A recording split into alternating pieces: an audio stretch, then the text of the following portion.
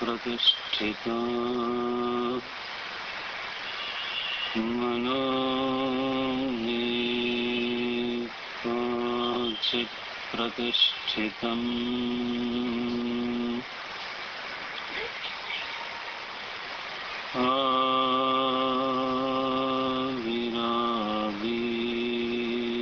आविराविर्मयिधि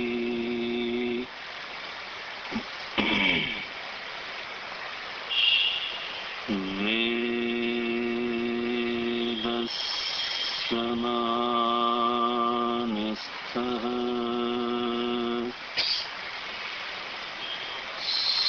श्रुतं मे मा प्रहासीः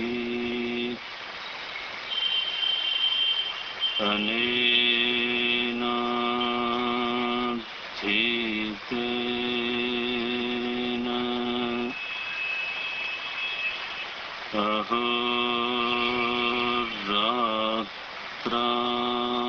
अहोरात्रान्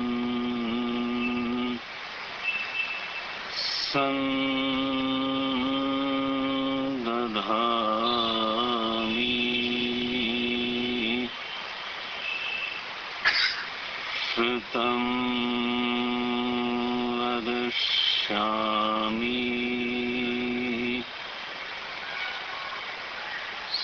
सत्यं वदिष्यामि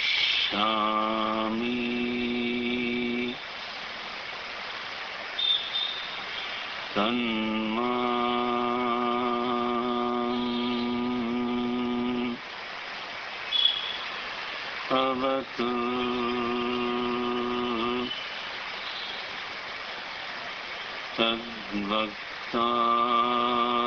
तद्वक्तारमवतु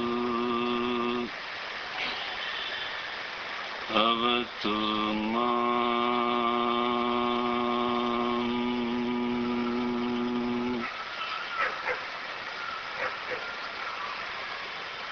अवतु वक्तारम्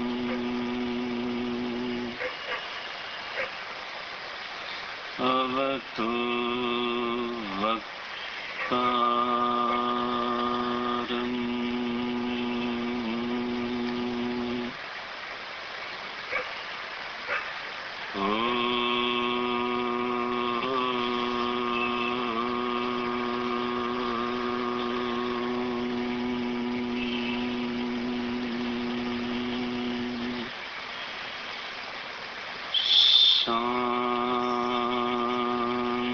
शान्तिः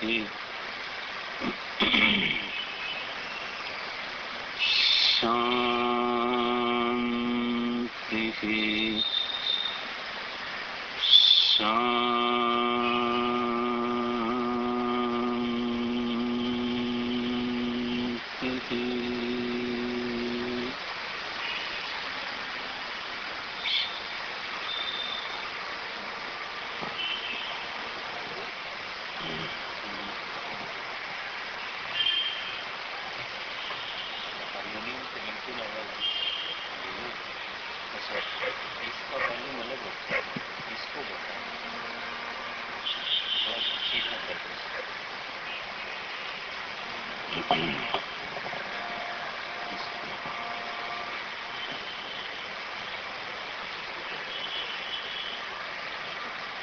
श्री राम जय राम जय जय राम।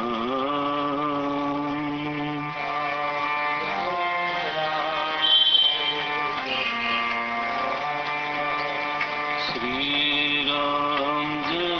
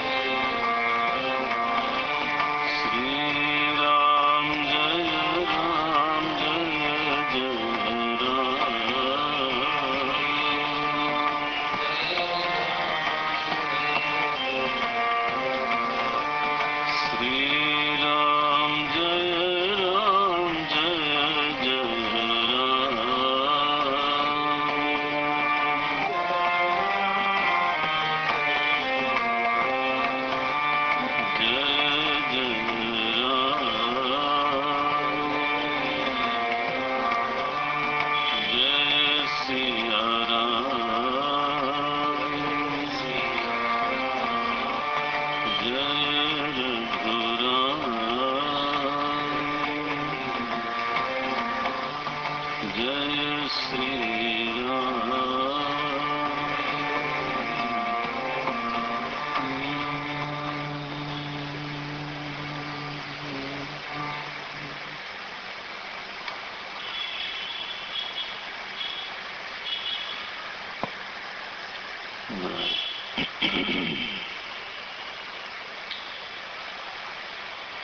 अयोध्या कांड के 20वें दोहे के ऊपर की पंक्तियां हैं। जिनके पास रामायण हो कृपा करके उसको देखें। अयोध्या कांड के 20वें दोहे के ऊपर की पंक्तियां। थोड़ा बेस राम राज बैठे त्रैलोका हर्षित भय गए सब शोका। यहाँ से भगवान राम के राज्य की गोस्वामी जी प्रस्तावना करते हैं। और सबसे पहले राम राज्य की फलश्रुति, राम राज्य में लोगों के ऊपर किस प्रकार का प्रभाव पड़ा, सबसे पहले इसी का वर्णन है। राम राज बैठे त्रैलोका हर्षित भय गए सब शोका। भगवान राम सिंहासन पर बैठे और उन्होंने शासन करना आरंभ किया तो लिखते हैं कि प्रजा के हृदय से शोक निकल गया। और शोक रहित होना अपने आप में पूरा नहीं है, तो लिखते हैं हर्षित भय। लोगों के हृदय में आनंद है, लोगों के हृदय में प्रसन्नता है। एक तरफ तो ये है और दूसरी तरफ कहते हैं शोक नहीं है।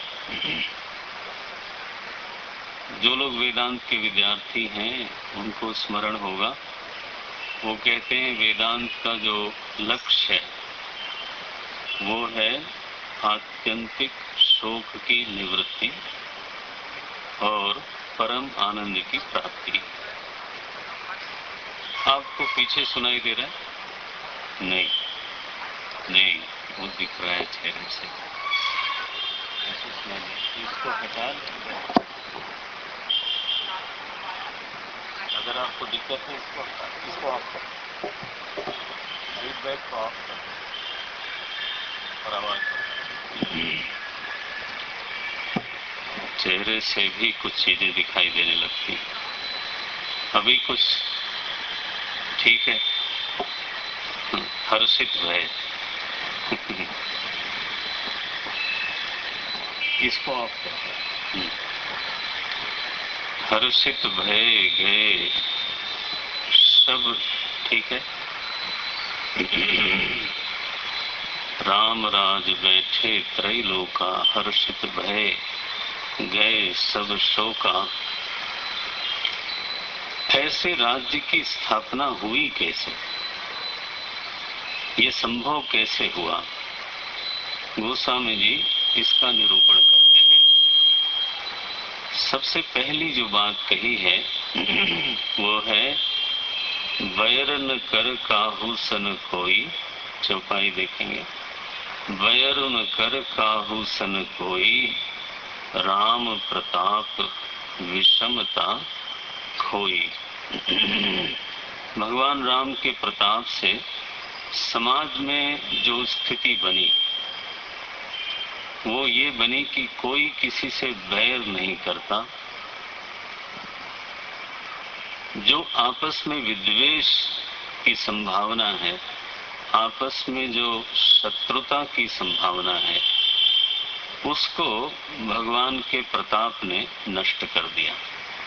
राम प्रताप, राम जी का जो योगदान है, राम जी की ओर से जो जो योगदान है वो ये रहा कि समाज में विषमता समाप्त हो गई। वर्णाश्रम निज निज धर्म, निरत वेद पथ लोग, चलहि सदा पावहि सुखहि, नहीं भय शोक न रोग। सो परमात्मा ने क्या किया? राम राज्य का अभिप्राय क्या है? बोले राम राज्य का अभिप्राय है धर्म राज्य। धर्म रक्षति, धर्म हमारे यहाँ एक ऐसा इंस्ट्रूमेंट है, ऐसी एक टेक्नोलॉजी है, धर्म एक ऐसा यंत्र है जिसके जरिए समाज में अभ्युदय की सिद्धि होती है, व्यक्ति के जीवन में अभ्युदय की सिद्धि होती है और व्यक्ति के जीवन में उसी धर्म के जरिए अंततः निश्रेयस की भी सिद्धि होती है। धर्म की परिभाषा भगवान शंकराचार्य ने यही करी है, यतो अभ्युदय निश्रेयस सिद्धि ही सधर्म। धर्म एक ऐसी व्यवस्था का नाम है, धर्म एक ऐसे यंत्र का, धर्म एक ऐसे साधन का नाम है जिसके जरिए व्यक्ति अभ्युदय, अभ्युदय का मतलब होता है बाहर भीतर दोनों का उदय, केवल बाहरी प्रॉस्पेरिटी नहीं बल्कि भीतर का भी विकास हो। बिना भीतरी विकास के कई बार बाहर का जो विकास है उसको हम एंजॉय नहीं कर सकते। सपोज मैं तो बेस्ट तो कैसेट प्लेयर ले आया या सीडी प्लेयर ले आया, क्योंकि मेरे पास धन है तो मैं ले आया, लेकिन मैं सुनूंगा क्या? As per my inner advancement नहीं। मैं जो क्लासिकल संगीत है, जो शास्त्रीय संगीत है, जो बेस्ट ऑफ द वर्ल्ड है, वो हमसे दूर रहेगा। मैं हो सकता है पुस्तकालय में जाऊं और कोई भी किताब खरीदने की मुझ में सामर्थ्य हो, लेकिन मैं कौन सी किताब ले आऊंगा? जो सबसे बेहतर नॉवेल्स हैं, जो सबसे बेहतर किताबें हैं, वो हमसे दूर रहेंगी, क्योंकि उसको एंजॉय करने के लिए इनर एडवांसमेंट की जरूरत है। बेस्ट पेंटिंग, जो शास्त्रीय नृत्य है, शास्त्रीय संगीत है, शास्त्रीय रचनाएं हैं, जो दार्शनिक ग्रंथ हैं, जो सबसे उत्तम विचार हैं, वो सब हमसे दूर रहेंगे, तो हम उसको अप्रिशिएट नहीं कर पाते। हमारी बुद्धि स्थूल है। तो अभ्युदय जब शब्द बोलते हैं संस्कृत में, तो उसका अर्थ होता है अभितः उदय। अभितः माने दोनों तरफ, चारों तरफ। भीतर भी उदय हो रहा है और बाहर भी उदय होवे। तो व्यक्ति और समाज के अभ्युदय का जो साधन है उसको धर्म बोलते हैं। और वह अभ्युदय केवल प्रॉस्पेरिटी तक सीमित न रह जाए। भगवान शंकराचार्य बोलते हैं वह अभ्युदय अंततः व्यक्ति को निश्रेयस में ले जाके बैठा दे। निश्रेयस का अभिप्राय संक्षेप में ऐसा समझा जाए इसको कि जब मैं परिस्थिति में विश्राम करता हूं तो उसको कहा जाता है अभ्युदय, और जब मैं स्वरूप में विश्राम करता हूं तो उसको कहा जाता है निश्रेयस। बस इतना समझो। मैं दोहराता हूं इसको। जब व्यक्ति के सामने एक ऐसी परिस्थिति हो जिसमें मुझे सुकून मिले, जिसमें मुझे चैन मिले, जिसमें मुझे विश्राम मिले, तो जब ऐसी परिस्थिति हमारे आसपास होती है तब कहा जाता है इनके जीवन में अभ्युदय है। पहली चीज तो आदमी को यही चाहिए कि मैं एक कंडीसिव, मैं एक फेवरेबल सिचुएशन चाहता हूं। और फिर मुझे शायद ये भी बोलना पड़ेगा कि फेवरेबल सिचुएशन माने क्या होता है। बोले ये तो हम जानते ही हैं। हाँ, बिल्कुल जानते हैं, लेकिन आदत ऐसी है कि जो शब्द बोला जाए उसको आपकी इमेजिनेशन के लिए नहीं छोड़ना चाहिए। तो जब हम कहते हैं अनुकूल परिस्थिति, ऐसी परिस्थिति जिसमें विश्राम मिलता है, तो ये भी एक बड़ा भारी भरकम शब्द है शास्त्रों में। उसका एक अर्थ है कि शारीरिक धरातल पे सुविधाएं हो, कंफर्ट्स हो। ये पहली है। शुभ परिस्थिति, अनुकूल परिस्थिति का पहला लक्षण यही है। कंफर्टेबल सिचुएशन दैहिक धरातल पे। भावना के धरातल पर मैं ऐसे लोगों के बीच में रहूं, परमात्मा करे मुझे ऐसे लोगों के बीच में रहना पड़े जिनसे मुझे प्रेम मिले, जिनसे मुझे विश्राम मिले, and I should feel honored by the people around me। एक सम्मानित अस्तित्व की अनुभूति होनी चाहिए। मुझे प्रेम मिले, ऐसे लोगों के साथ रहना हो, विश्वास मिले, आदर मिले।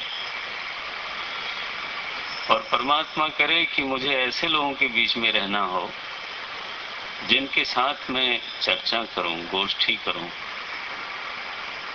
जिनके साथ विचार विनिमय करूं। एक वैचारिक धरातल होना चाहिए, एक बौद्धिक ऊंचाई होनी चाहिए। जब चर्चा होती है तो व्यक्ति अपने आप को उठा हुआ अनुभव करता है, एलिवेटेड अनुभव करता है। एक दिव्य धरातल पर अपने आप को महसूस करता है। तो जब हम कहते हैं परिस्थिति का विश्राम, उसका अभिप्राय है देह के धरातल पर भी विश्राम मिले, भावना के धरातल पर भी विश्राम मिले, और बौद्धिक धरातल पर भी विश्राम मिले। ऐसी कोई परिस्थिति बन जाए, बड़ा कठिन है। बहुत बढ़िया कर्म होंगे तो ये तीनों धरातल मिलने वाले हैं।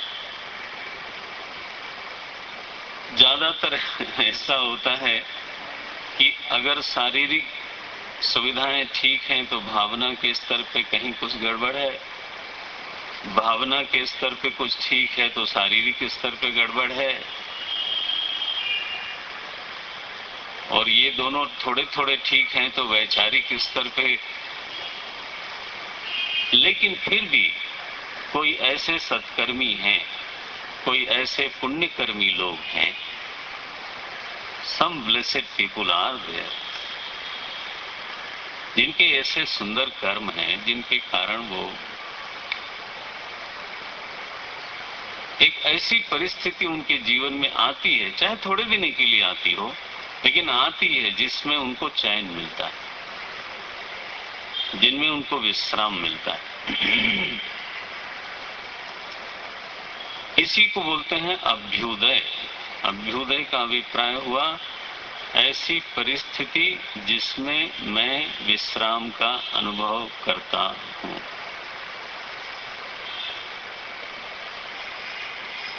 समस्या ये है कि परिस्थिति प्रवाही है, परिस्थिति बहती रहती है।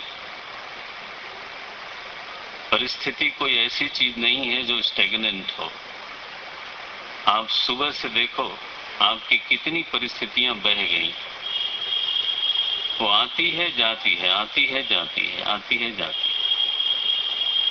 कभी हमको ऐसा लगता है कि परिस्थिति एक ऐसी चीज है जैसे गंगा जी में आदमी खड़ा हो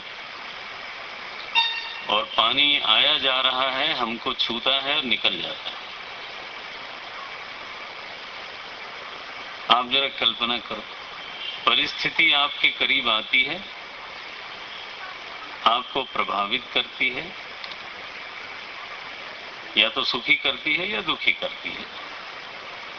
आती है, हमको प्रभावित करती है और फिर निकल जाती है, रहती नहीं है। तो परिस्थिति धारा रूप है, परिस्थिति प्रवाही है, और उसमें कुछ न कुछ माने संतुलन बनता है, बिगड़ता है, बनता है, बिगड़ता है। इसके चलते जो बौद्धिक लोग हैं, जिनकी संवेदना विकसित है, उनको कहीं परिस्थिति से वैराग्य होने लगता है। ऐसा नहीं कि उनकी परिस्थिति खराब है। संभव है कि उनकी परिस्थिति ऐसी हो कि लाखों लोग उसके लिए इच्छा करें कि काश मेरी भी परिस्थिति ऐसी होती। लाखों लोगों की बात कर रहा हूं, हजारों की नहीं। आखिर बुद्ध तो राजा के लड़के थे।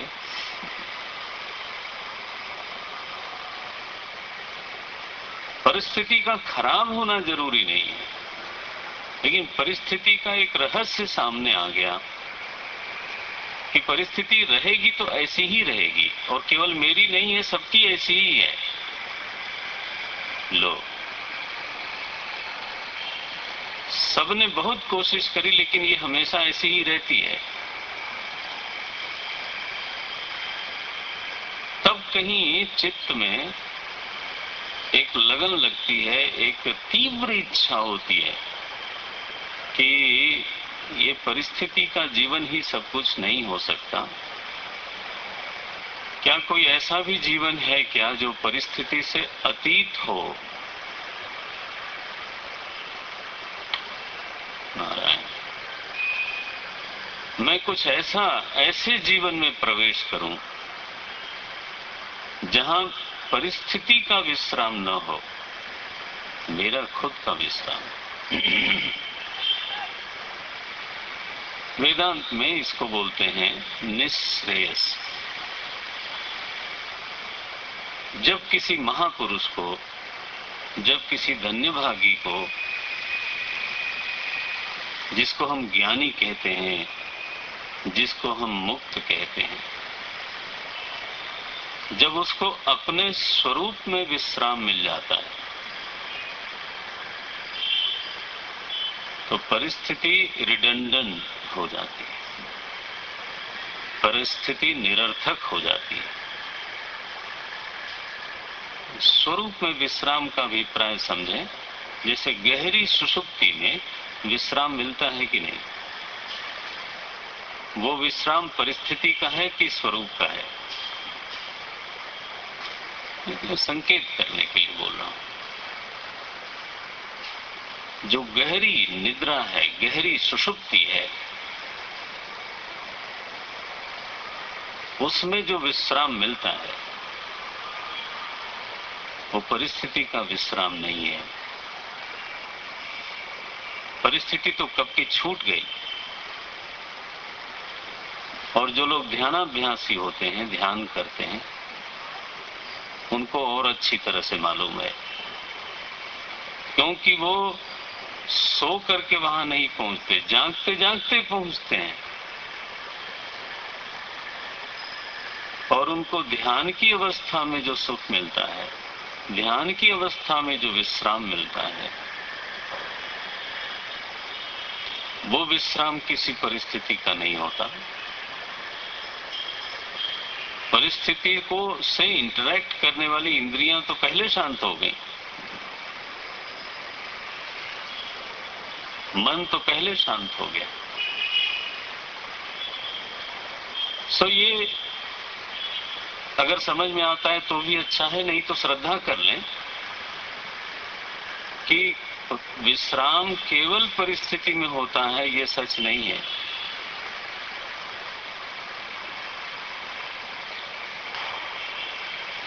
यह आपकी मजबूरी नहीं है, यह आपकी विवशता नहीं है कि जब भी होगा तो परिस्थिति जरूर होगी, ऐसा नहीं है। जीवन हो और परिस्थिति न हो, कल्पना ही करके देखिए कैसा होता होगा। जीवन हो, परिस्थिति न हो।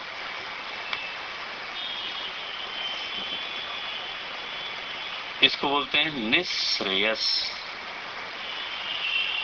यह आपकी अपनी चीज है, इसके लिए फिर परिस्थिति बनाओ, फिर उसमें जाओ,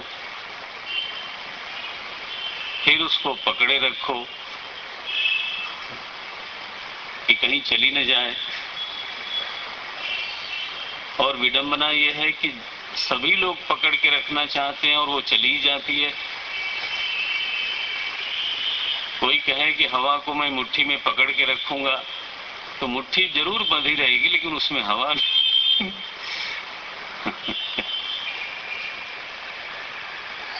आज तक धरती पर नहीं, त्रिभुवन में ऐसा कोई नहीं है जिसने अपनी परिस्थिति को पकड़ लिया हो।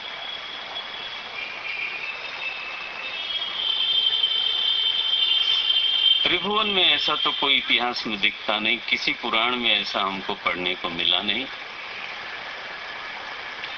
जब यही सच है तो किसी, सबको तो नहीं लेकिन किसी को जरूर ये जिज्ञासा जागती है, ये मुमुक्षा जागती है, ये इच्छा जागती है। जिस अंतःकरण में ऐसी इच्छा जागती है ना, उसी अंतःकरण को वास्तव में निर्मल अंतःकरण बोलते हैं। कई बार इच्छा से पता चलता है कि अंतःकरण निर्मल है कि नहीं, कि अंतःकरण सात्विक है कि नहीं। सो धर्म एक ऐसी चीज है जो जीवन में न केवल अभ्युदय को पैदा करता है, बल्कि व्यक्ति को इस लायक बनाता है, व्यक्ति के अंतःकरण को, व्यक्ति के चित्त को इस योग्य बना देता है कि उसके चित्त में ऐसी इच्छा अंकुरित हो, ऐसी इच्छा का प्राकट्य हो।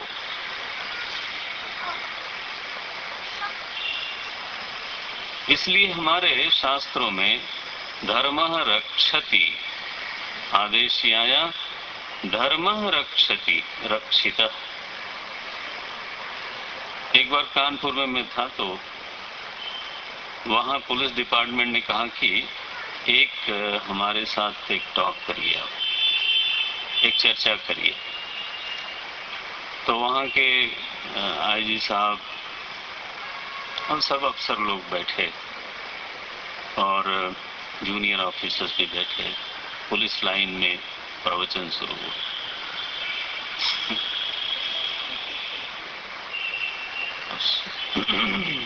तो मैंने विषय यहां से उठाया, बोलना यहां से शुरू किया कि को रक्षति, रक्षा कौन करता है। तो स्वाभाविक उत्तर तो आपकी ओर से यही आएगा कि पुलिस रक्षति,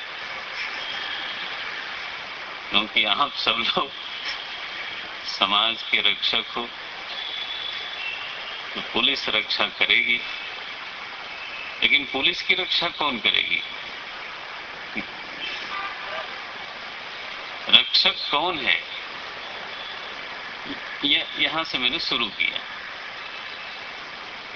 हमने कहा धर्मशास्त्र तो इतना ही बोलता है, धर्मः रक्षति, रक्षा करने वाला धर्म ही है and no position can save you. अगर कर्म खराब हैं नारायण, तो my position is not going to save me. Maharaj Dasharath के रनिवास में उनको दुख भोगना पड़ा, पितामह भीष्म को शायद सैया पर सोना पड़ा, युधिष्ठिर को वनवास जाना पड़ा। कई बार ये भ्रम होता है कि मैं आज इस पोजीशन में हूं कि मैं गलती कर सकता हूं। माने कितनी विचित्र है, बुद्धि धोखा देती है कि मैं आज इस पोजीशन में हूं कि अच्छा काम करूं, बजाय इसके कई बार ऐसा मन में आता है कि मैं आज इस पोजीशन में आ गया हूं कि मैं चाहूं तो गलती करके निकल सकता हूं। आज तक तो कोई निकला नहीं। और अगर धर्म है जीवन में तो बाल न बांका कर सके जो जग बैरी होए, यह भी एक सच है।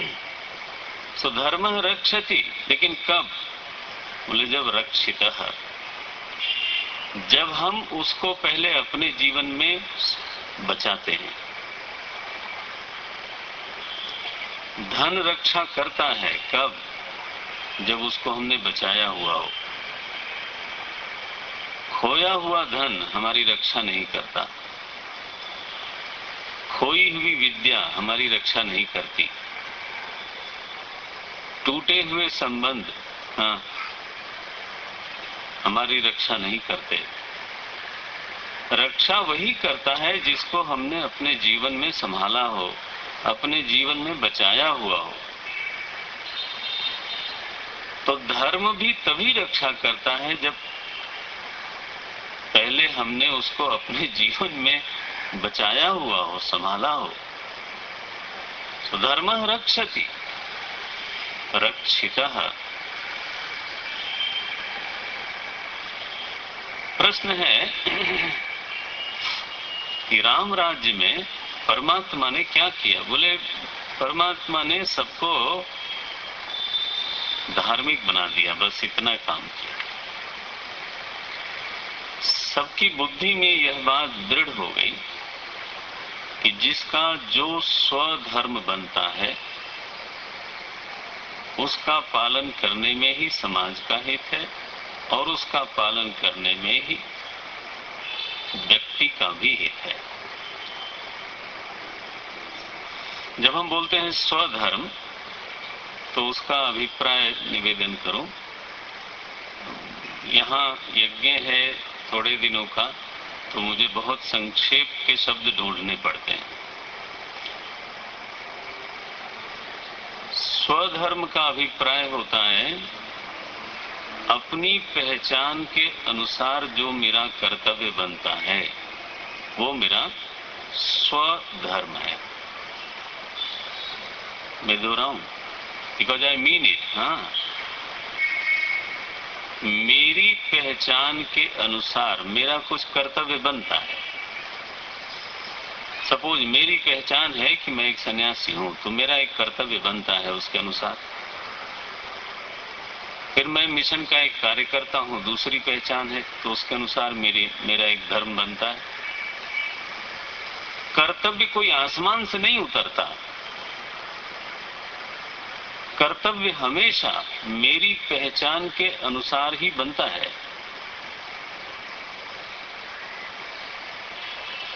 तो ये टटोलने की जरूरत है कि मेरी पहचान एग्जैक्टली है क्या। उसके 3 भाग हो जाते हैं। एक मेरी पहचान है जो समाज हमको देता है, जैसे कोई अफसर है, जैसे कोई गृहस्थ है, जैसे कोई सन्यासी है, इत्यादि इत्यादि।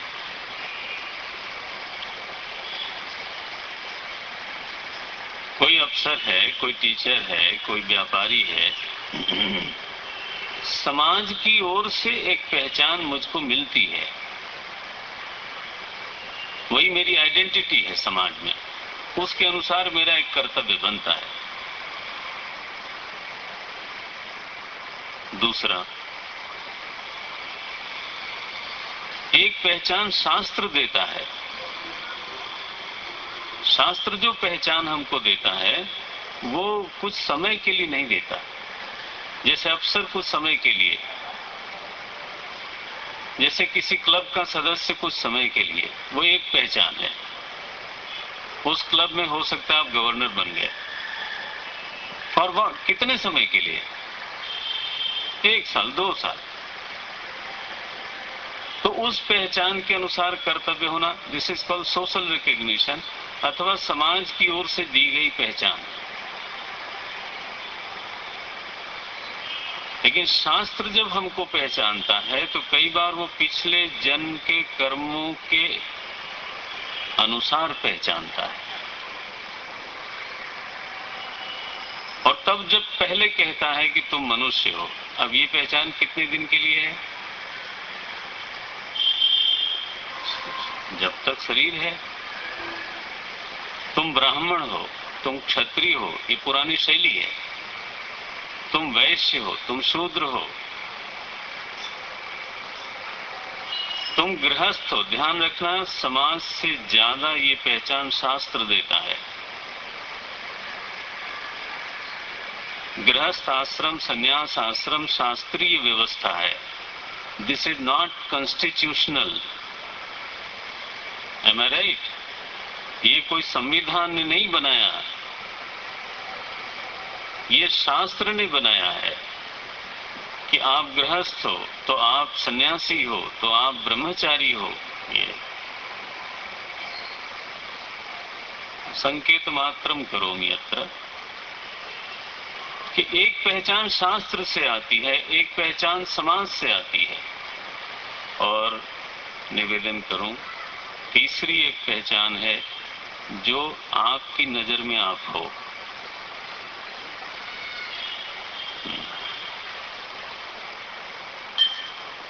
One should not ignore that also, क्योंकि मैं बदलता रहता हूं अपनी ही नजर में।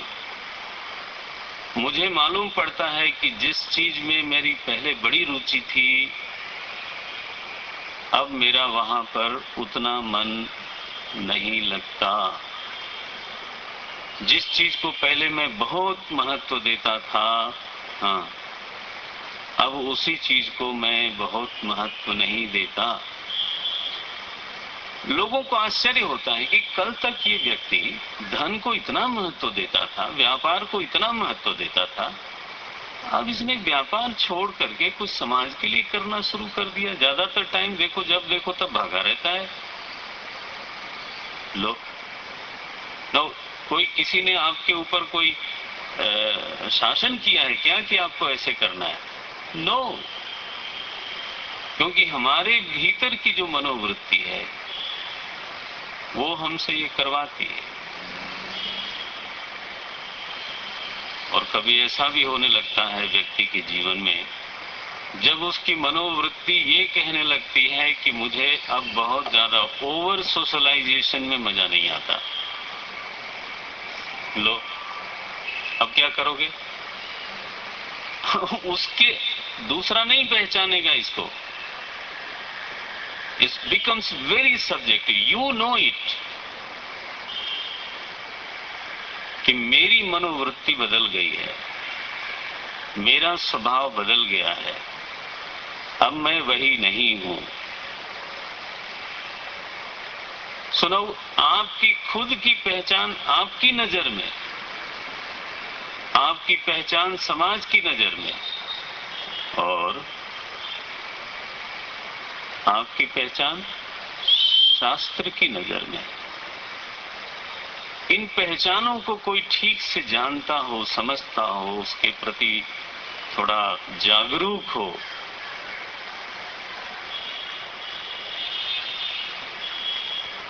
और फिर उसके अनुसार जो उसका कर्तव्य बनता है, जब वो कर्तव्य मैं करता हूं तब कहा जाता है मैं धार्मिक हूं, पूरा धार्मिक हूं।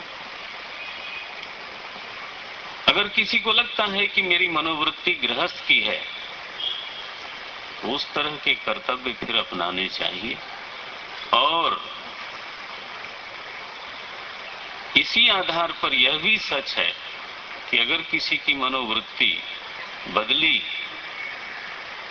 ये दूसरा जानेगा नहीं जल्दी, मैं ये जानूंगा कि किसी की मनोवृत्ति बदली और उसको लगता है कि मैं भीतर से मेरी मनोवृत्ति एक सन्यासी की है, हाँ जी, तो उस तरह के धर्मों को अपनाना, उस तरह के कर्तव्यों को अपनाना, उस तरह की जीवन शैली को अधिक से अधिक अपना लेना, ये मेरा धर्म होगा। अदरवाइज मैं खुद अपने प्रति अन्यायी होऊंगा। हो सकता है किसी को अटपटा भी लगे, लेकिन आप विचार करिएगा।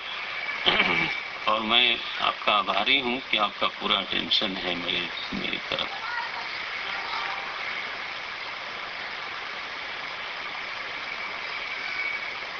आप, हमारा अन्याय किसी के प्रति नहीं होना चाहिए, अपने प्रति भी नहीं होना चाहिए।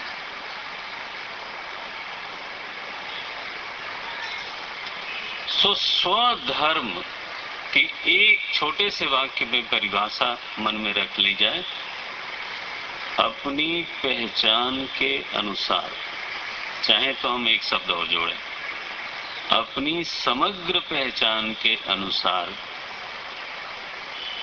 जो मेरे कर्तव्य बनते हैं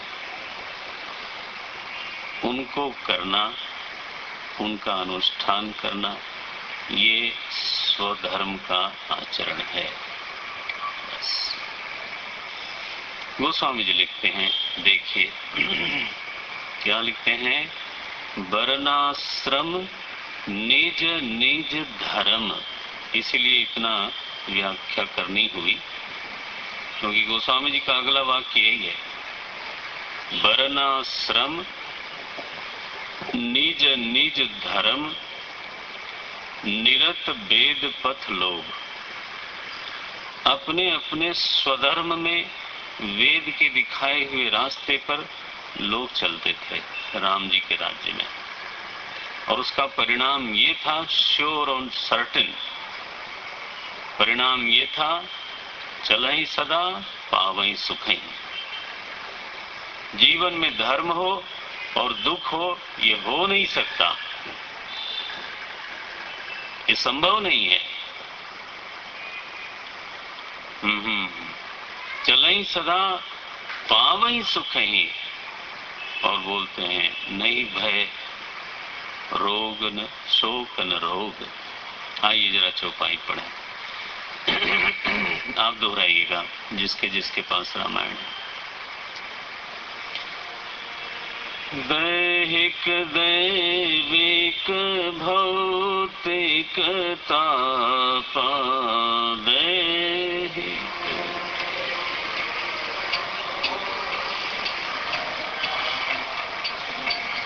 दैहिक दैविक भौतिक तापा,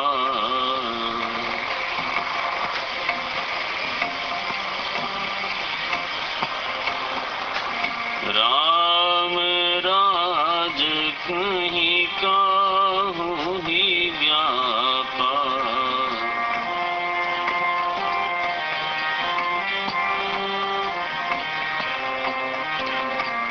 सब नर करहि परस्पर प्रीति,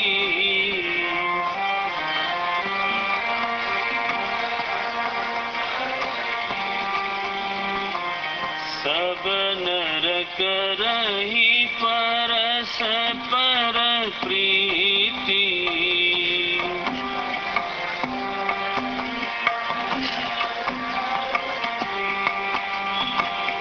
चलहि स्वधर्म निरत श्रुति नीति,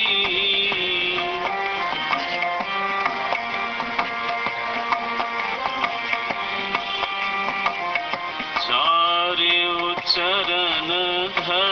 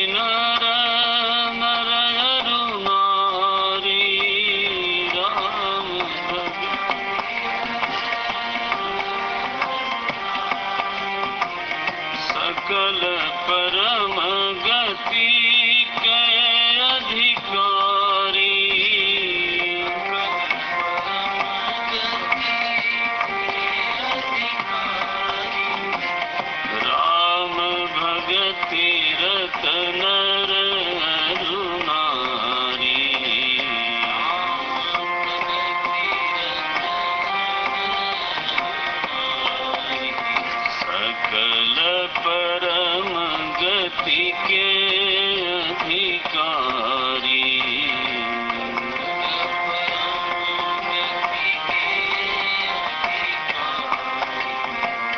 अल्प मृत्यु नहीं कवनियों पीरा।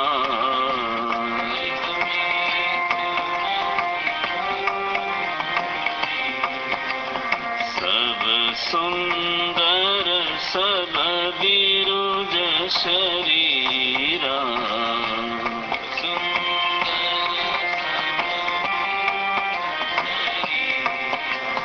नहीं दरिद्र को दुखी न दीना।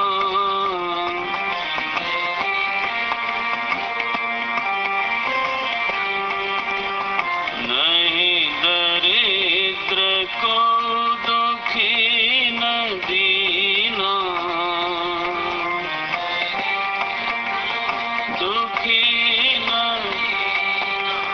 नहीं को अबुधन लक्षण हीना।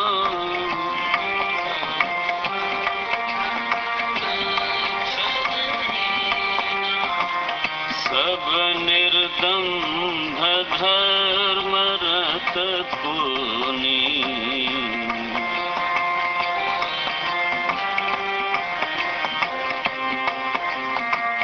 नर अरु नारी चतुर सब गुनी।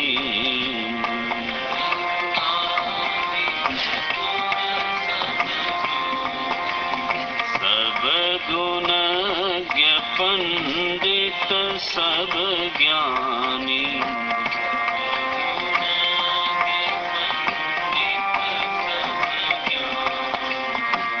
सब कृत कृत्यन कपट सयानी। सब कृतज्ञ सब कृतज्ञ नहीं कपट सयानी।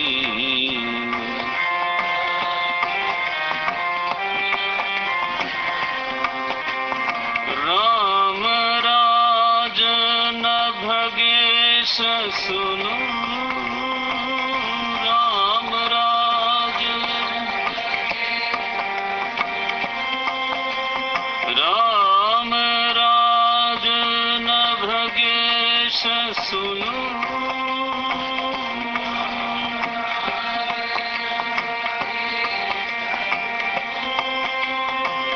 सचराचर जगमानी।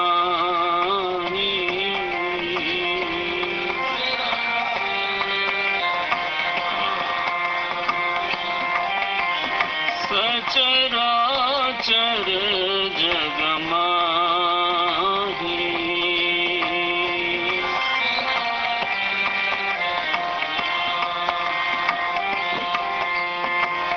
काल कर्म स्वभाव गुण। काल कर्म स्वभाव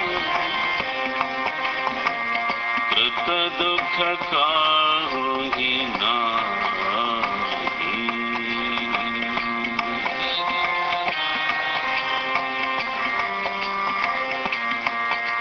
सब उदार सब पर उपकारी। सब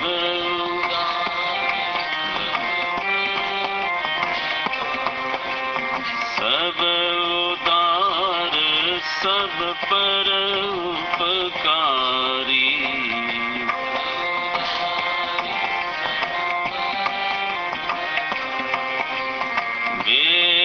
प्रचरण सेवक नर नारी।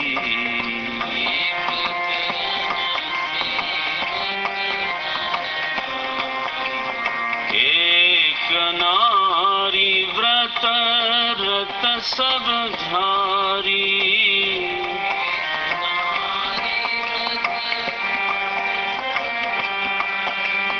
एक नारी व्रत रत सब धारी।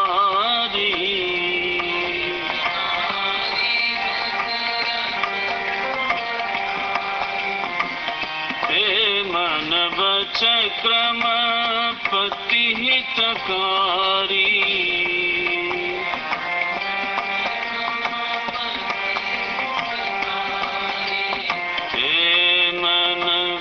चक्रमपति हितकारी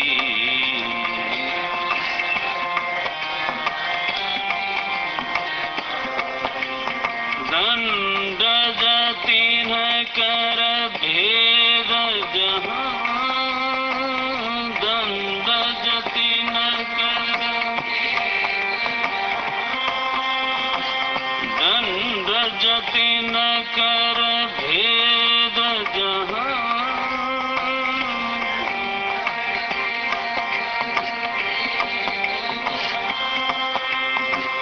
नर्तक नृत्य समाज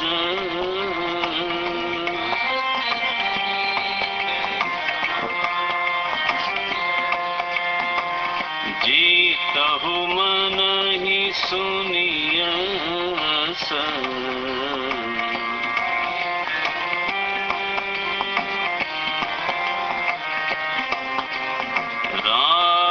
रामचंद्र के राज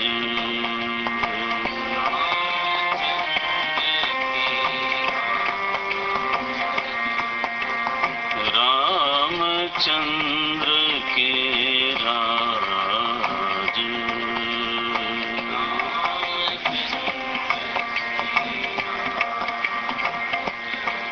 सियावर रामचंद्र की जय पवन सुत हनुमान की जय बोलो भाई सब संतन की जय उमापति महादेव की जय।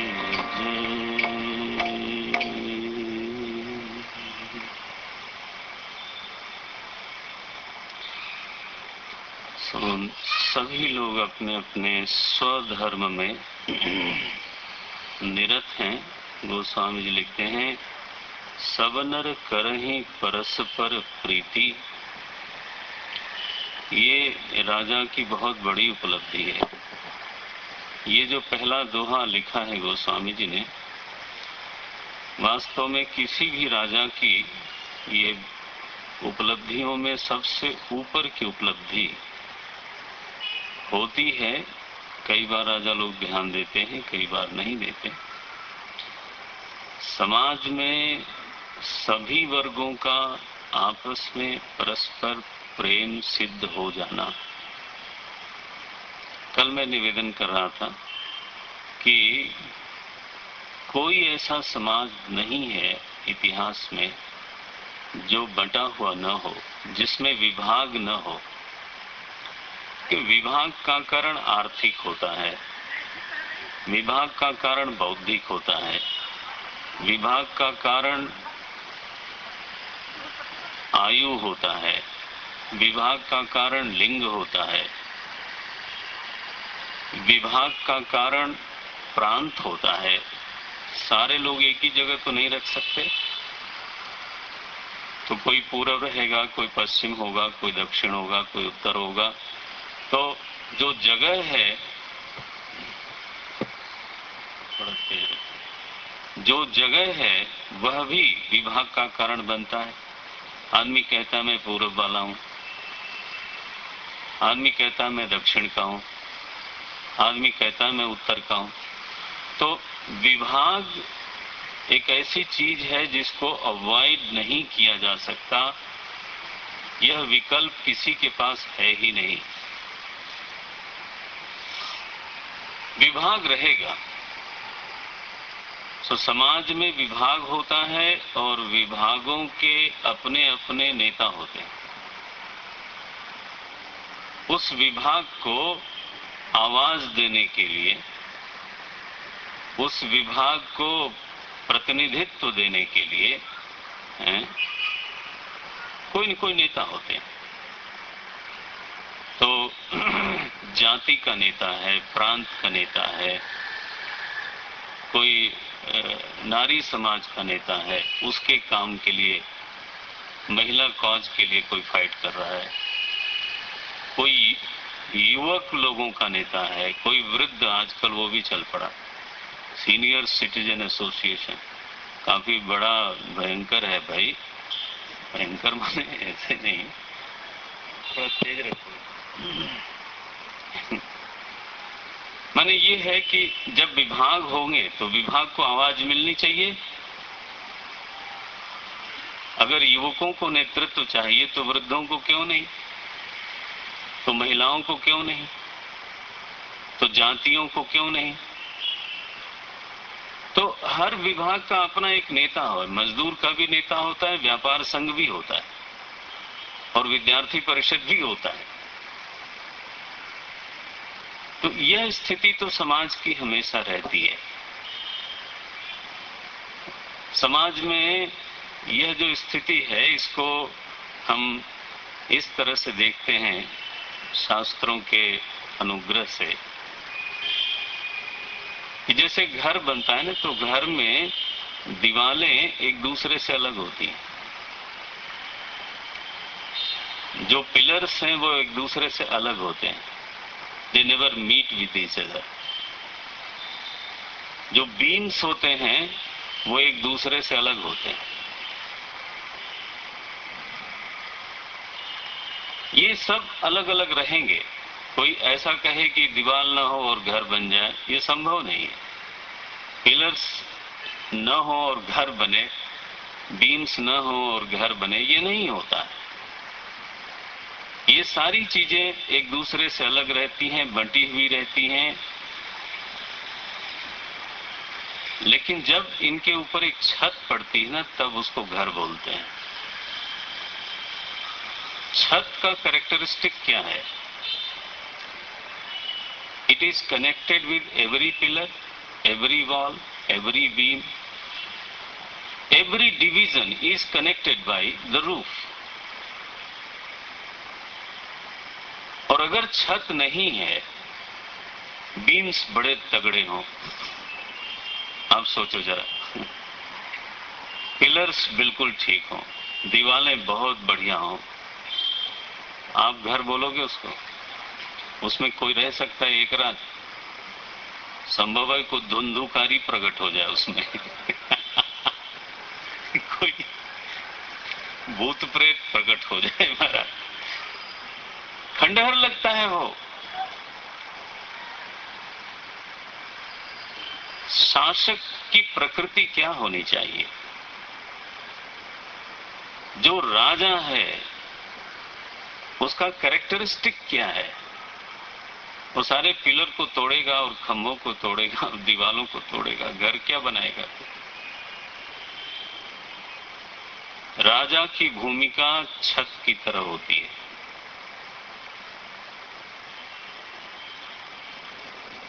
वही एक ऐसा व्यक्ति होता है और होना चाहिए उसको, जिसको सब लोग अपना समझते हों। समाज का हर वर्ग अगर ये समझता हो कि he is mine and I am connected with him, and he positively makes an effort to remain connected with every division, then he deserves to be a king. And if he is connected with someone and not connected with someone, he or she cannot be a king. उसका characteristic नहीं है वो एक division का leader है।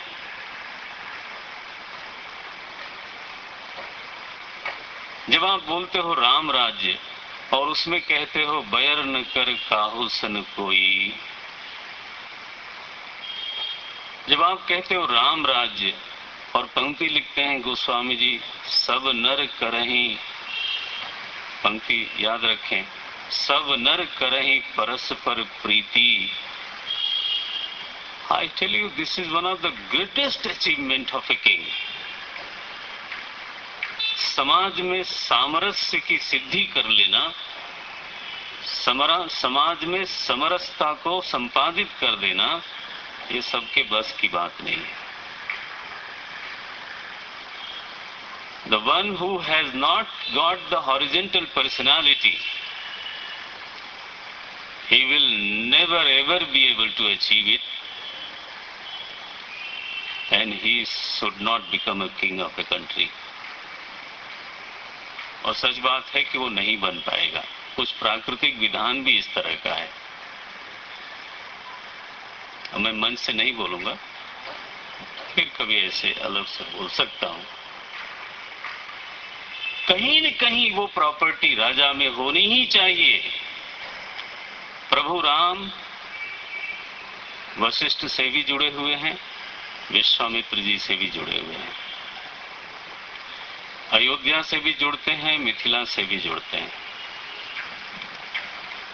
लंका से भी जुड़ते हैं, किष्किंधा से भी जुड़ते हैं। आप देखना राम का कैसा व्यक्तित्व है। राम नगर वालों से भी जुड़ते हैं, हाँ, गांव वालों से भी जुड़ते हैं। राम आदिवासियों से भी जुड़ते हैं, वनवासियों से भी जुड़ते हैं, निषाद को सखा बोलते हैं। कलम से छूट गया, अंतिम विदाई उन्होंने निषाद राज को दी और कहा, तुम मम सखा भरत सम भ्राता, सदा रहो पुर आवत जाता। तुम हमारे भरत जैसे भाई हो। So he was not a leader of a department. Ram Rajya कोई खेल नहीं है। राम राज्य सिद्ध करने के लिए एक विराट व्यक्तित्व की आवश्यकता है, जिसको सब अपना बोले और जो सबको अपना माने। अन्यथा ये हो नहीं सकता। श्री राम केवल नर से नहीं, वानर से जुड़ते हैं। नारायण वानर, हाँ, केवल वानर से नहीं, राक्षसों से जुड़ते हैं। आप उनका विस्तार देखो। समाज का ऐसा कोई वर्ग है जो राम से जुड़ा हुआ ना हो। मैं अवतारी राम की बात कर रहा हूं। बैरी भी उनको अपना मानते हैं। गोस्वामी जी ने लिखा, बैरियू राम बड़ाई करहीं, बैरियू राम बड़ाई करहीं। सांप बिच्छू श्री राम को देख करके गोस्वामी जी लिखते हैं,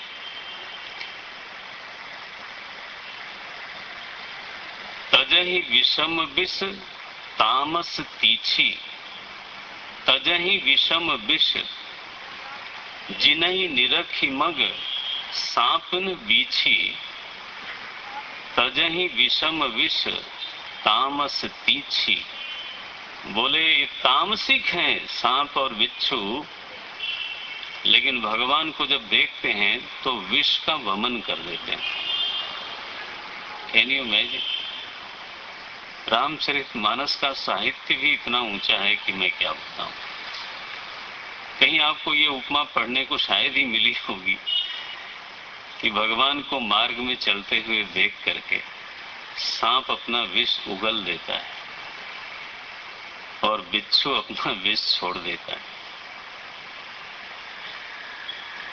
बहरहाल हमारा विषय अभी जिस पर है उस पर अगर हम लोग एकाग्र रहें तो श्री राम के राज्य में जो उपलब्धि हुई उससे अगर हमको कुछ प्रेरणा लेनी है तो इस पहलू को थोड़ा ज्यादा ध्यान से देखना पड़ेगा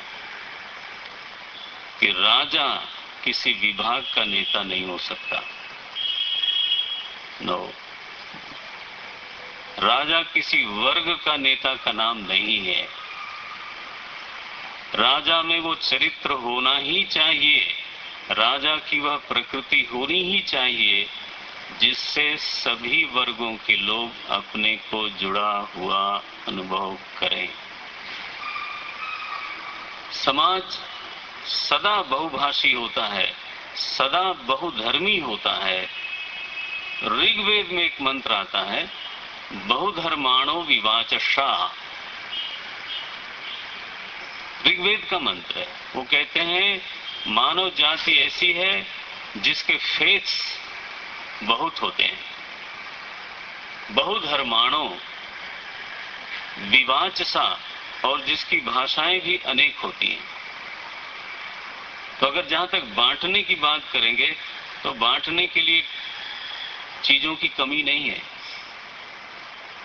छोटी छोटी बात पर बंट सकता है। वो तो इस बात पर ही बंट सकता है कि यहाँ का खाना ऐसा होता है, वहां का खाना ऐसा होता है, बस हो गया, भेद हो गया। जो सिद्धि है वो इस बात में है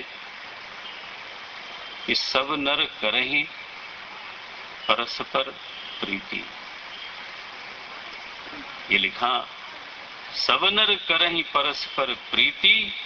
प्रीति सब लोग करते हैं, लेकिन चलते किस पर हैं? बोले अपने धर्म पर। आप देखें दूसरी पंक्ति, चलहि स्वधर्म निरत श्रुति नीति। चलते हैं अपने स्वधर्म के ऊपर। प्रेम सबसे सबका है, लेकिन चलना दूसरे के धर्म पे नहीं है, चलना मेरे धर्म पे। अगर एक डॉक्टर इंजीनियरिंग करने लगे तो वाह, वो पुल का क्या होगा मालूम नहीं। और अगर इंजीनियर साहब चले आए आपका ऑपरेशन करने तो हथौड़े ही मारेंगे वो तो। तो ये जो परधर्मो भयावह जो गीता में कहा है,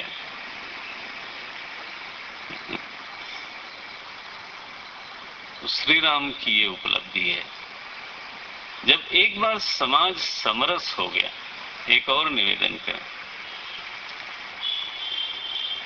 समाज के सभी वर्ग के लोग राजा को अपना माने, ऐसी कोई सिद्धि होनी चाहिए। दूसरा, समाज में सभी वर्गों के लोग एक दूसरे से प्रेम करें पॉजिटिवली। एक बार हमारी चर्चा हो रही थी, कुछ हमारे विद्वान मित्र थे उनके बीच में, कि ये कैसे संभव है। मैंने कहा मुझे लगता है इसमें 2 स्टेप्स हैं अलग अलग। पहला स्टेप ये अचीव करना चाहिए कि आपस में द्वेष किसी तरह से मिटे, बाद में प्रेम हो जाए तो हो जाए। द्वेष क्यों होता है उसका कारण खोजा जाए तो, जब कोई, आप स्वतंत्र हैं, सभी लोग प्रबुद्ध हैं, आप अपना विचार करिएगा।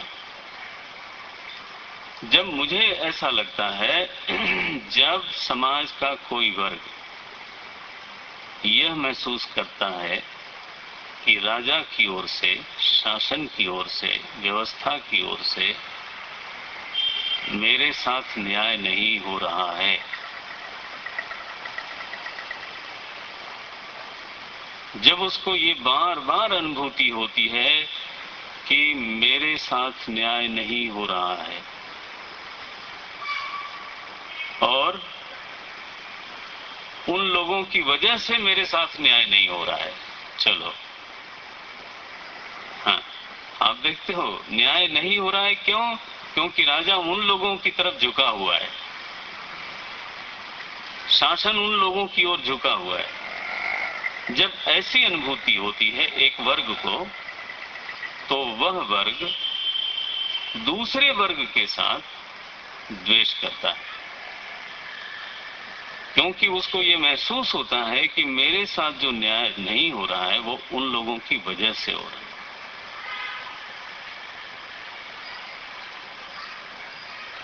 सो न्यायी राजा, निष्पक्ष राजा जब अपनी ओर से पूरा प्रयास अगर ये कर दे वो कि वो किधर भी झुका हुआ न दिखे, और किसी वर्ग को ये न लगे कि मेरे साथ न्याय नहीं हो रहा है, तो मुझे ऐसा कहने में कोई संकोच नहीं है कि कम से कम समाज में कोई किसी को द्वेष करने से तो बच सकता है। और एक बार द्वेष जो एक एलिमेंट है, जब वो निकल जाता है तो प्रेम प्रवाहित होने की संभावना बढ़ जाती है।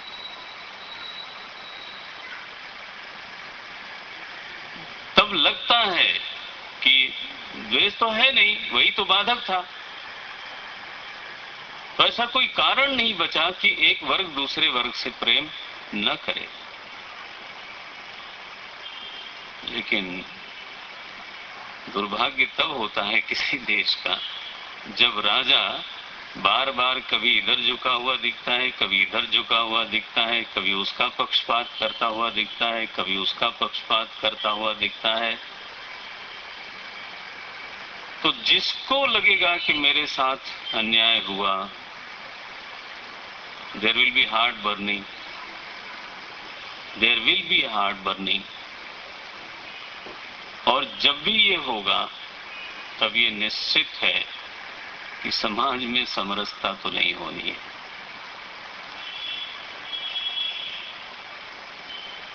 दोष हम लोगों के ऊपर डालते हैं। मजा ये है, गोस्वामी जी का यहां ये कहना है कि ये सारा हैंडल राजा के पास है। सारे जो मेन स्विचेज हैं समाज में समरसता ला, पुलिस के जरिए समाज में समरसता नहीं आती। और कोई कहे कि जुडिशरी के जरिए आ जाएगी, नारायण, वो बेचारे बंधे हुए हैं। और अगर उन्होंने कोई मिल के फैसला कर भी दिया तो आप संसद में उनको बदल देते हो। नहीं, रेस्पॉन्सिबिलिटी से भाग नहीं सकते। एक ही आदमी, सच में देखा जाए तो शासन, सच में देखा जाए तो राम प्रताप विषमता खोई, राम हुआ द किंग। राजा की दो प्रकृति तो सामने आती है।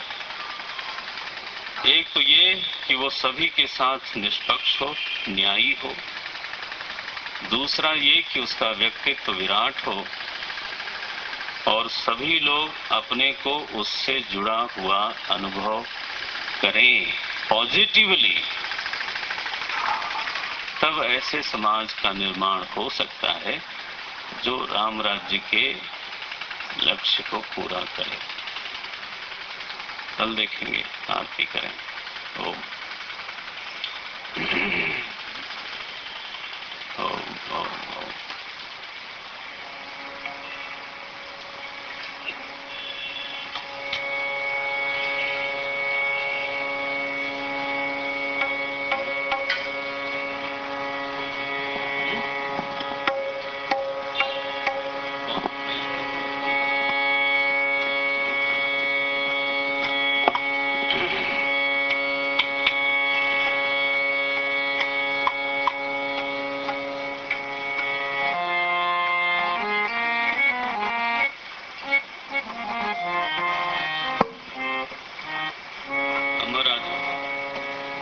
दौड़ के आओ।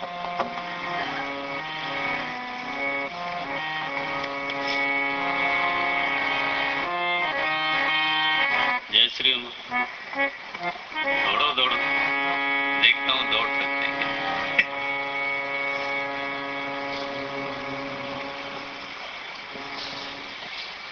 आरती श्री रामायण की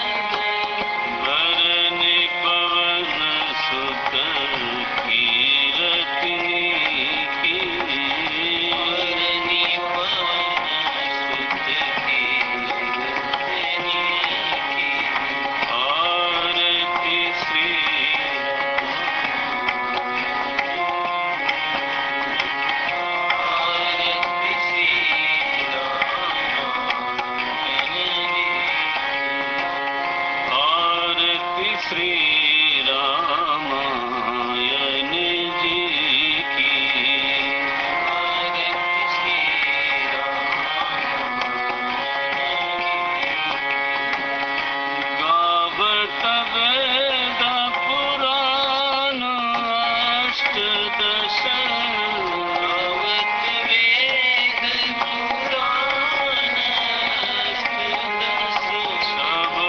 शास्त्र सब ग्रंथन को रस शास्त्र सब ग्रंथन को रस मुनि जन धन संतन को सरबस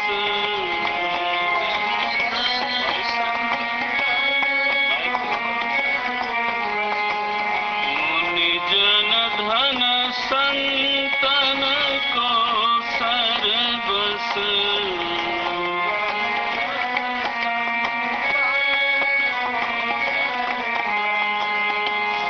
सारंश सम्मत सब ही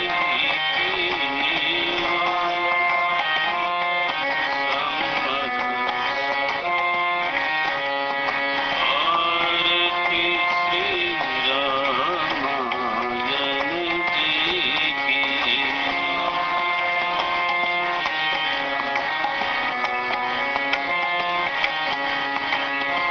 गावत संतत शंभु भवानी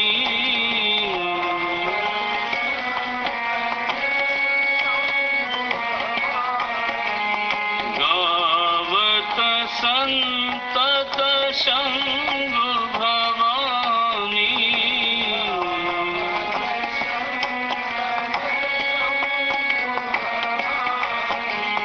तरुभट संभव मुनि विज्ञानी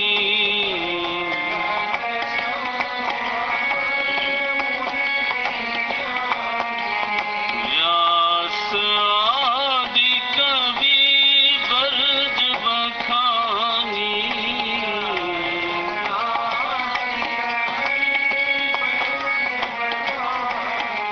काव्य भुसुंडी करु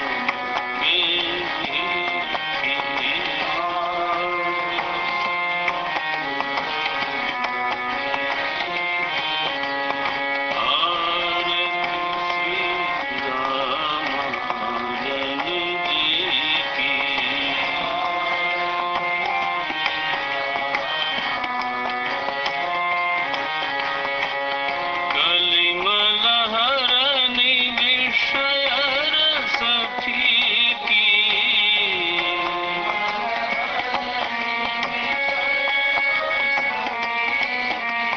सुभग सिंगार मुक्ति जुगति की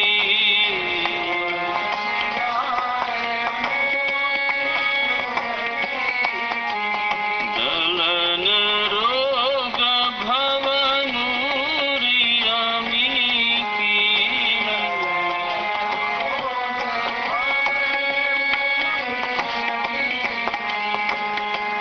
आत्मात सब विधि तुलसी की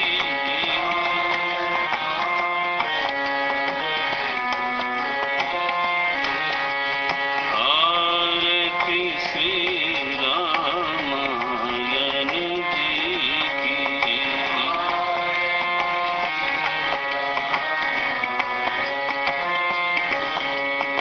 कीरति कलित ललित सिय कीर्ति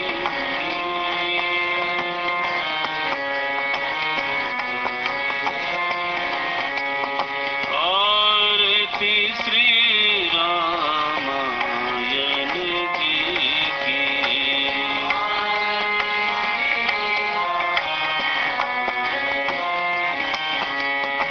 आरती श्री रामायण जी की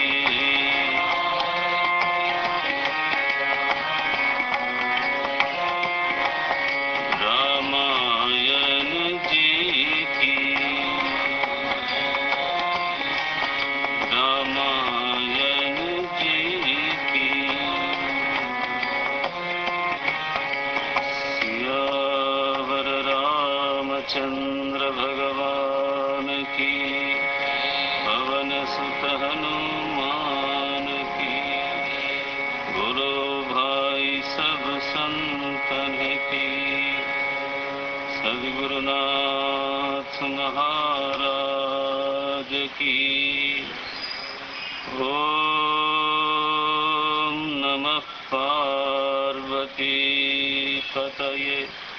हर हर महादेव। ओम पूर्णमदः पूर्णमिदं पूर्णात् पूर्णमुदच्यते, पूर्णस्य पूर्णमादाय पूर्णमेवावशिष्यते। ओम शांति शांति शांति। हरि ओम। श्री गुरुभ्यो नमः। हरि ओम।